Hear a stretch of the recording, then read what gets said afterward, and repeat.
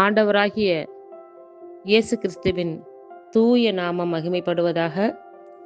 மத்தேயு எழுதிய சுவிசேஷம் 9ஆம் அதிகாரத்தை நாம் இப்பொழுது தியானிக்கலாம். அப்பொழுது அவர் படவில் ஏறி இக்கரைப்பட்டு தம்முடைய பட்டணத்திற்கு வந்தார். அங்கே படுக்கையிலே கிடந்த ஒரு திமிர்வாதக்காரனை அவரிடத்தில் கொண்டு வந்தார்கள்.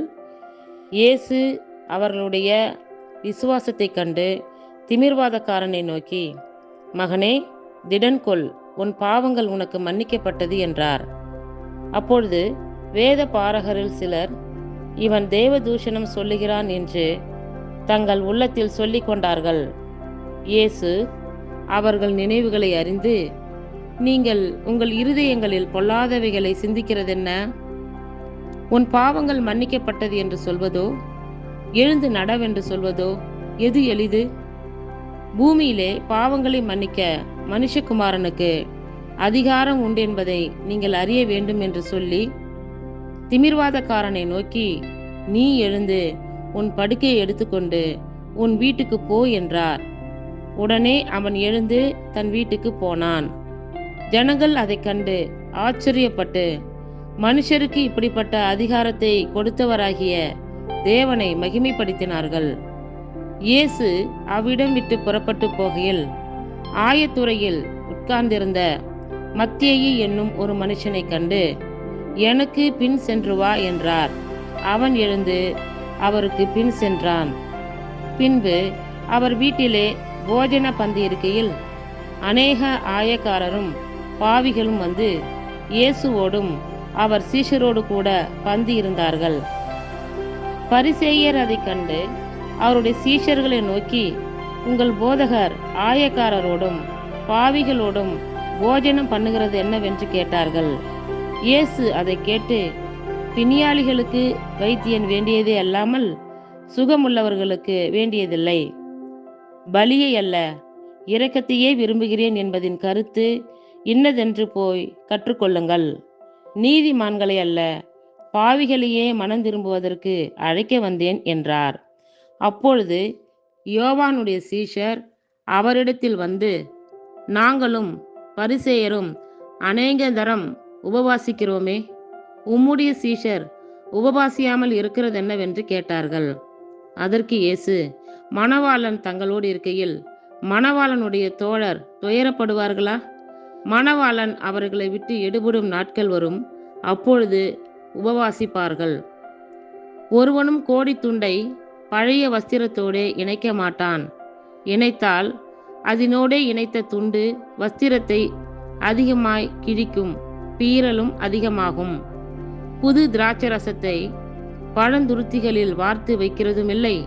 வார்த்து வைத்தால் துருத்திகள் கிழிந்து போம், ரசமும் சிந்திப்போம், துருத்திகளும் கெட்டுப்போம். புது ரசத்தை புது துருத்திகளில் வார்த்து வைப்பார்கள், அப்பொழுது இரண்டும் பத்திரப்பட்டிருக்கும் என்றார்.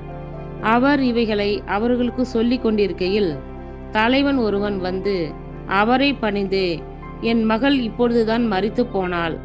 ஆகிலும் நீர் வந்து அவள் மேல் உமது கையை வையும், அப்பொழுது பிழைப்பாள் என்றான். இயேசு எழுந்து தம்முடைய சீஷரோடு கூட அவன் பின்னே போனார். அப்பொழுது 12 வருஷமாய் பெரும்பாடுள்ள ஒரு ஸ்திரீ, நான் அவருடைய வஸ்திரத்தை ஆகிலும் தொட்டால் சொஸ்தமாவேன் என்று தன் உள்ளத்தில் எண்ணிக்கொண்டு அவர் பின்னாலே வந்து அவருடைய வஸ்திரத்தின் ஓரத்தை தொட்டாள். இயேசு திரும்பி அவளை பார்த்து, மகளே, திடன் கொள், உன் விசுவாசம் உன்னை இரட்சித்தது என்றார். அந்நேரம் முதல் அந்த ஸ்திரீ சொஸ்தமானாள்.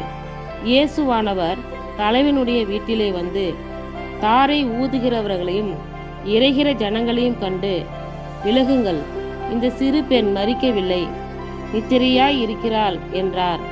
அதற்காக அவரை பார்த்து நகைத்தார்கள். ஜனங்கள் வெளியே துரத்தப்பட்ட பின்பு அவர் உள்ளே பிரவேசித்து அந்த சிறு பெண்ணின் கையை பிடித்தார். உடனே அவள் எழுந்திருந்தாள். இந்த சங்கதி அத்தேசமெங்கும் பிரசித்தமாயிற்று. இயேசு அவ்விடமிட்டு போகையில் 2 குருடர் அவர் பின்னே சென்று, தாவீதின் குமாரனே, எங்களுக்கு இரங்கும் என்று கூப்பிட்டார்கள். அவர் வீட்டிற்கு வந்த முன்பு அந்த குருடர் அவரிடத்தில் வந்தார்கள். இயேசு அவர்களை நோக்கி, இதை செய்ய எனக்கு வல்லமை உண்டென்று விசுவாசிக்கிறீர்களா என்று கேட்டார். அதற்கு அவர்கள், ஆம், விசுவாசிக்கிறோம் ஆண்டவரே என்றார்கள். அப்பொழுது அவர்களுடைய கண்களை அவர் தொட்டு, உங்கள் விசுவாசத்தின்படி உங்களுக்கு ஆக கடவது என்றார். உடனே அவர்களுடைய கண்கள் திறக்கப்பட்டது. இதை ஒருவரும் அறியாதபடிக்கு எச்சரிக்கையாய் இருங்கள் என்று இயேசு அவர்களுக்கு கண்டிப்பாய் கட்டளையிட்டார். அவர்களோ புறப்பட்டு அத்தேசமெங்கும் அவருடைய கீர்த்தியை பிரசித்தம் பண்ணினார்கள். அவர்கள் புறப்பட்டு போகையில் பிசாசு பிடித்த ஊமையான ஒரு மனுஷனை அவரிடத்தில் கொண்டு வந்தார்கள். பிசாசு துரத்தப்பட்ட பின்பு ஊமையன் பேசினான். ஜனங்கள் ஆச்சரியப்பட்டு, இஸ்ரவேலில் இப்படி ஒரு காலம் காணப்படவில்லை என்றார்கள். பரிசேயரோ, இவன் பிசாசுகளின் தலைவனாலே பிசாசுகளை துரத்துகிறான் என்றார்கள்.